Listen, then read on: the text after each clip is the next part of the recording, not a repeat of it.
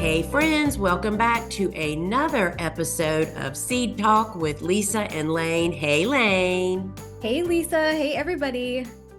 So we're really happy to be here with you, and this is just such an exciting time of the year. So, the whole seed starting season is ahead of us, and the topics are endless, as Layne and I was just discussing about that. But Yes. friends, before we dive into what Layne has cooked up for us today to talk about, just want to remind everybody that the broadcast is brought to you by thegardenersworkshop.com, which is home base for everything that we love and do. And we encourage you to go over there and check it out, because that's what keeps Layne and I busy during the day, is over there at the Gardener's Workshop. And so Layne, what have you got cooked up for us today? Well, we've gotten a lot of requests about a particular topic, and I always say we love when you give topic requests and ask and you shall receive. So we've gotten a lot of requests about Bupleurum. People are saying they've struggled a little bit with the germination, and they're also confused about how to plant successions in very early spring. So we're going to go through everything from germination tips to succession planting information, all about Bupleurum. There's just, if you haven't met Bupleurum, you need to go check it out. Although, I don't know if you're listening to this on a podcast app. I don't know if you guys are aware that Layne puts together a really beautiful slideshow to go along with our podcast, which you can catch over on our YouTube channel. And I'm pretty sure if you don't know what we're talking about, you're about to see some really pretty images. Oh, So yes. head over to YouTube, right? Yes. All right, let's get started. Okay, so let's just talk about what Bupleurum is. So the botanical name, the full botanical name is Bupleurum rotundifolium. It has these clusters of little yellow-green flowers, these airy, wiry sort of stems, blue-green foliage. It can even be dried. It's just really beautiful top to bottom, right, Lisa? It is so very beautiful. And I will tell you, this is one of the crops that shipped in, if you're a flower farmer, the shipped in product cannot even begin to compete with locally grown, because it is kind of tender and light and airy. That means it doesn't ship very well. So that was a huge benefit for us. Yeah, and I've even talked with other fellow home gardeners that grow this in the landscape, and we all have agreed this is just such a stunning landscape plant. Yeah. As useful as it is in the cut flower world, it's so beautiful out in the landscape, and it also is a really strong reseeder if you let it go through the whole process of putting its seed heads on and dropping the seeds. And it also has a really wide window of harvest as well, right, Lisa? True. So we cut it, start harvesting it, just as about a third or so of those little yellow flowers are open, right up through seed development. So that gives you several weeks that one particular stem could potentially be cut. And that's always a big bonus in my book. Yeah. And how much did you rely on Bupleurum as a filler when you were in your high production years? Oh my goodness. I mean, we literally, so you have to all understand that in our high production years, not only did we sell to 23 different florists, we had a very wide bouquet program. We sold a lot of mixed bouquets every single week. So that meant we were making a lot of mixed bouquets. There was this constant struggle and battle over who got the Bupleurum. Were we going to sell it to our florist, or were we going to take it all to make our bouquets? And it just never seemed that we had enough.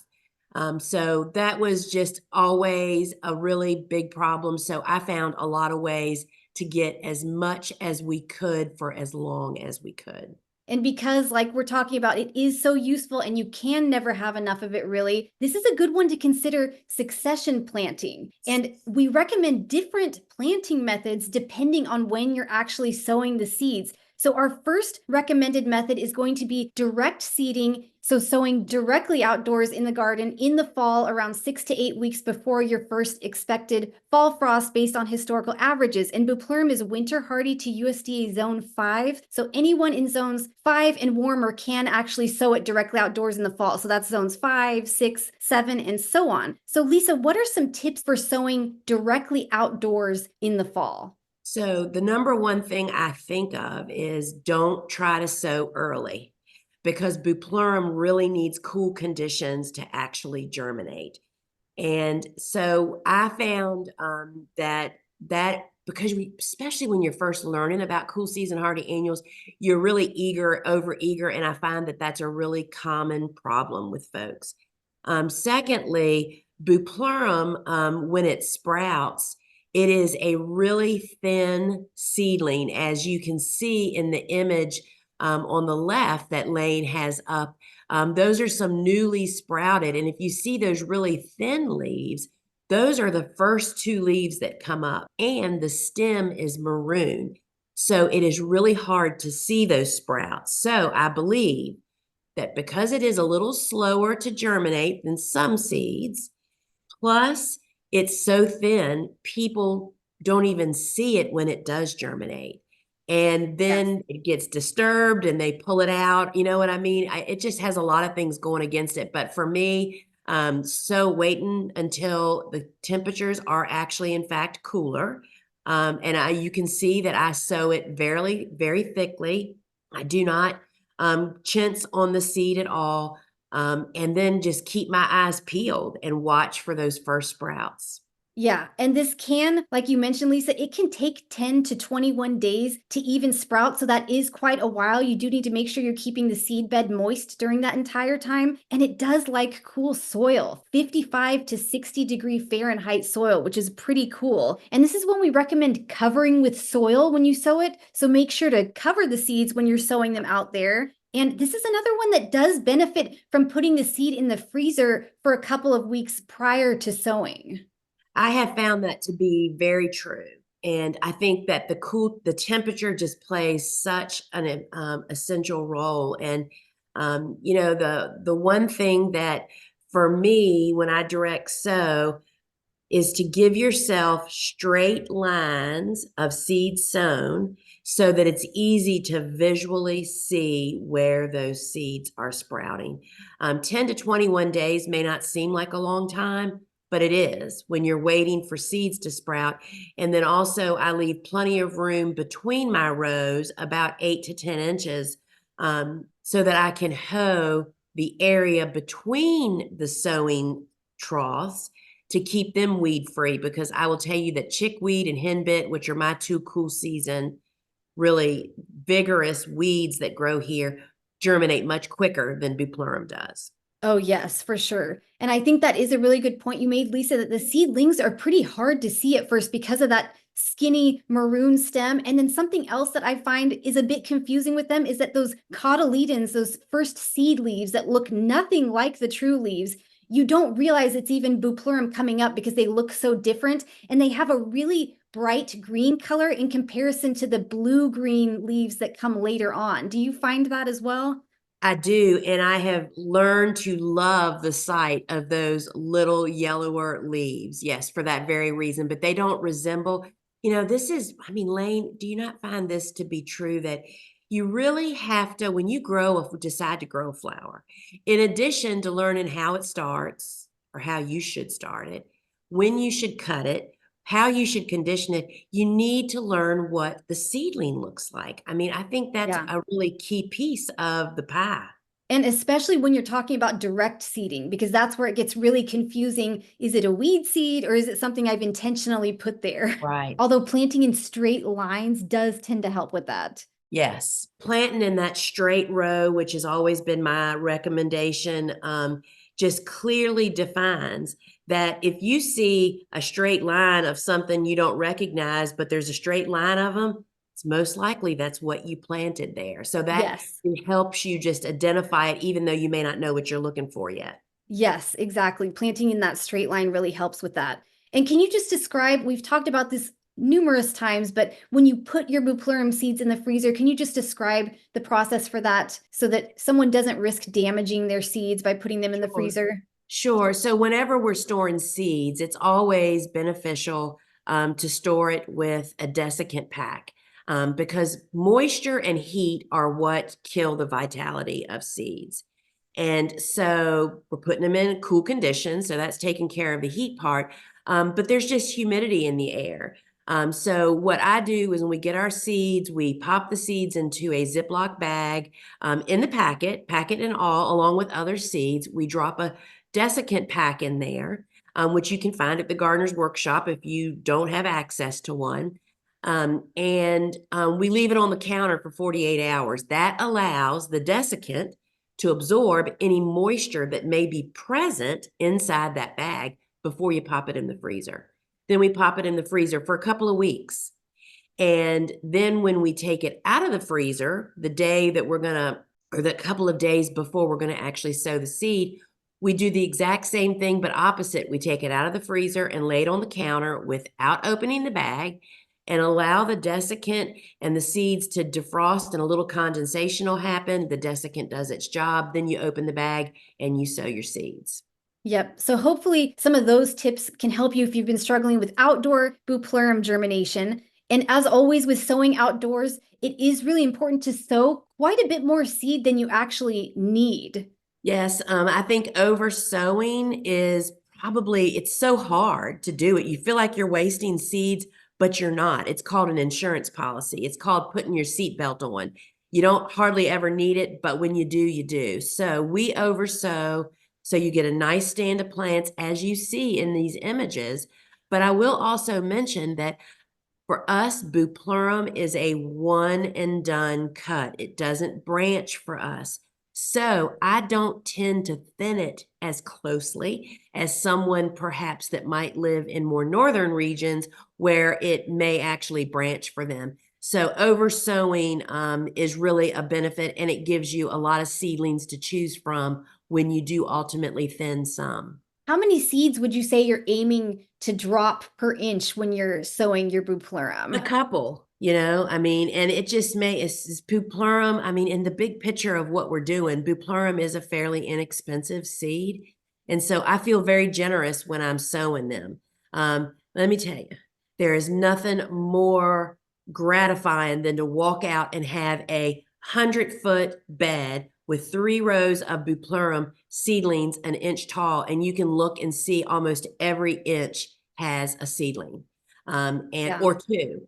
And that's what I'm aiming for. And I think that's what I held back from doing the first many years as a flower farmer. I was putting like a seed every 6 inches and then wondered why I didn't get a good stand. I thought I was doing what you're supposed to, but in fact, that's perhaps the end result for some people, but that's not how it starts. Yeah. And then remember that even if it looks like you're going to have way too many plants, they have such a wide window of harvest that you can make use of stuff that maybe you wouldn't think you'd be able to. Exactly. I mean, and so I'm glad you said that. What's going through my mind when this stand of plants, which is on the right, which that's probably Bupleurum, I would say that's been fall planted and we're probably in March or April. It's starting to sprout and grow. Spring is kind of around the corner. So it grows up, right? And we're in Mother's Day and I'm out there cutting Bupleurum. Well, the ones that are the most mature and ready to cut in those clusters are the first ones I'm cutting. And when I'm cutting, which I usually tend to cut them at ground level just because I'm always looking for the most stem length, I'm thinking to myself, now, neighbor, plant, you have more room to grow more and expand more. You know what I mean? So True. it's like you're thinning, but you're just doing it later in the process. And it's really a benefit to the succession component of your plantings. Your harvesting almost becomes an act of thinning. Exactly. All right, so let's say someone does want to try planting successions in winter or very early spring. What's the problem with direct seeding outdoors at that time? It's too cold for us. So you can sow the seeds outside and they'll just lay there dormant, waiting for their optimal conditions. But most often, those don't happen until much, much later in the season and you missed your opportunity. So the reason we don't sow Bupleurum indoors in the fall is because my grow room is much too warm at that point in time, right? So that's why we wait till it's cooler outside. So in the January, like right now, when we're recording this, my grow room, at least at the floor level, because there's concrete on the floor, it is much cooler in there than it is during the growing season. So we actually sow them indoors, and we have found a really great trick to trick the seeds into germinating indoors quickly and efficiently. Do you want to hear it? Yes, I do. That was going to be my next prompt. So what we do is we use plug trays, just because it's easier to manage them than it is to do soil blocks. Plus, we put multiple seeds per cell, and that just works better in plug trays. So we fill plug trays, 128s, with the same potting soil that I use for sunflowers, 50-50 compost and potting mix. We fill them, we water it in really well, and then we plant two to three, sometimes even four seeds per cell, and we just sprinkle them on the surface. We do not cover them because remember, Bupleurum technically needs darkness to germinate, which usually the way you get that effect is you cover them with soil. We're not going to cover them with soil inside. Small seeds being sown indoors that get covered with soil kind of struggle to get the oxygen they need to germinate sometimes. And that's what typically can prevent Bupleurum from really germinating well indoors. So we sow the seeds on the surface, being sure they're firmly seeded. Bobo does that by putting 2 or 3 seeds and then just pushes on the top of the cell with her finger to be sure they're seeded. We sow the entire tray, and then we take an empty plug tray, turn it upside down, and just place it on top of that tray and just scoot it over in the corner of the room, sitting on the cold concrete floor.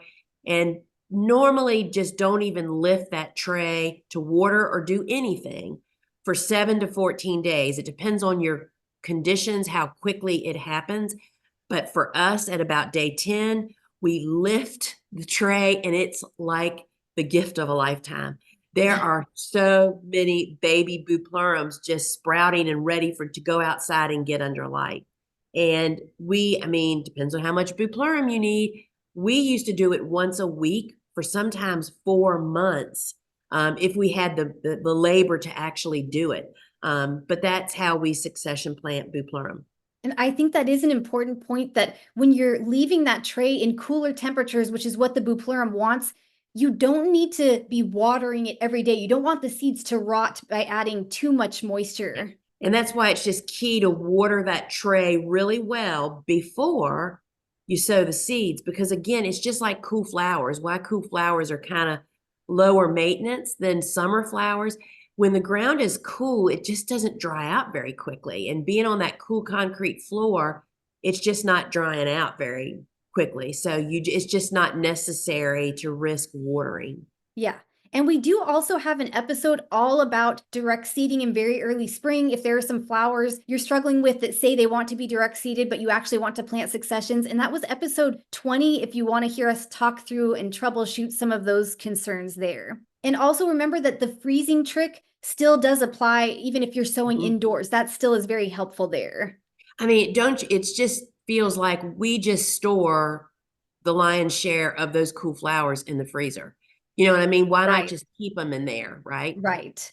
All right, let's move on to talking about some succession planting tips. Lisa, your last frost date is mid-April, and you're in zone 8A, so Bupleurum is winter hardy for you. Like I mentioned, it's winter hardy to USDA zone 5, so you direct seed in the fall. And then when do you start up with these Bupleurum successions indoors in the wintertime? And why are you starting so early? To get just a real consistent supply of bouquet filler is really what it's all about. So typically we would we begin seed starting right after we come out of the Christmas holidays, so the 1st of January. And you could start earlier, but we just don't start seeds in December. We take that month off, right? So early January we start, whether that means you want to do it every week or every 2 weeks or every 3 weeks. And what I have typically found, I kind of try to keep my eye on the trend of what they're feeling like the weather pattern is going to be, because for us, where we are, typically we go straight from winter straight into summer. We don't have a lot of spring-like weather here. We go straight from, 50 degrees all day long to 85 degrees. So what that means is that in years that we just are going to rush into an early spring, I might not plant as many successions of Bupleurum because I know they're just going to get, smoked before they can really grow up. But Right. on those years that we do actually have a great spring, meaning cool temperatures and it just goes on, I've had Bupleurum till July before, which is priceless in the flower farming world.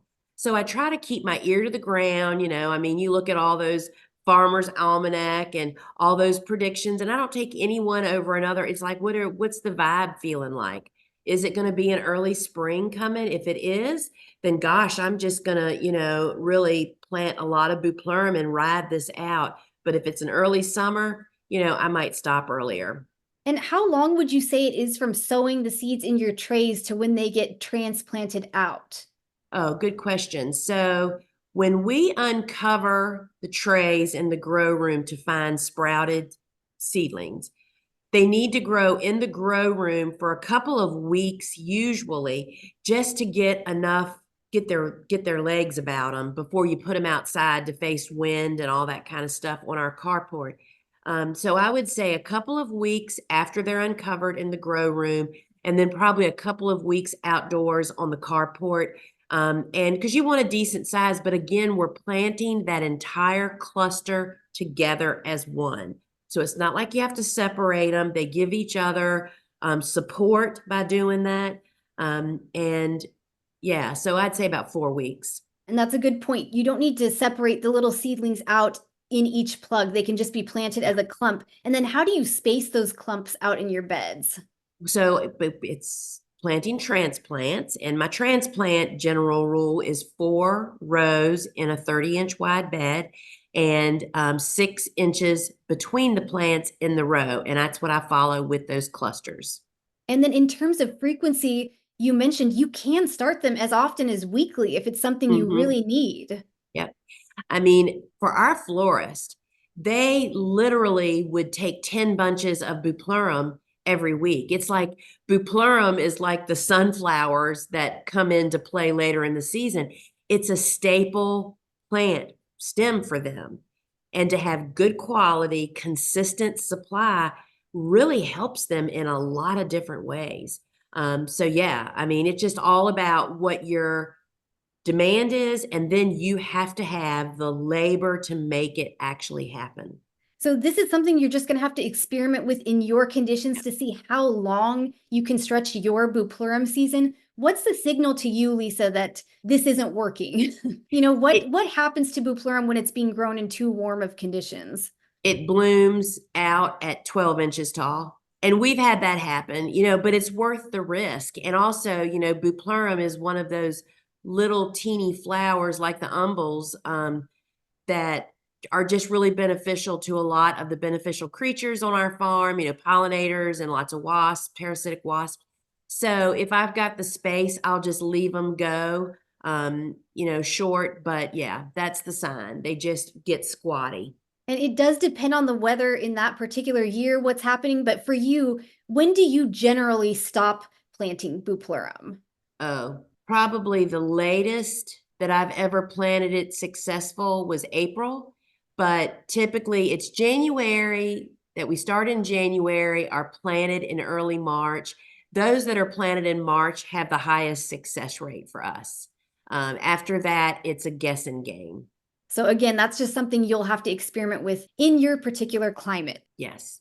Okay, well, that does it for this episode. I hope that helped some of you that were struggling with Bupleurum germination and also gave you some tips about succession planting so you can extend the time period you get to enjoy this beautiful plant and beautiful flowers. And thank you so much for joining us again. Remember, you can request episode topics from us just like this one. This was an episode request. You can do that via the form linked in the show notes, or over on YouTube, you can just leave a comment with a topic request and we will try to work it into the schedule. So thanks so much to everyone who has left ratings and reviews, and we always appreciate your likes and comments over on YouTube. And remember to subscribe and follow so that you don't miss any of our future episodes. All right, friends, until we meet again, remember that spring is just around the corner. All right, folks, head over to thegardenersworkshop.com if you want to learn more about what Layne and I are up to. to. And until we meet again, ciao. Bye.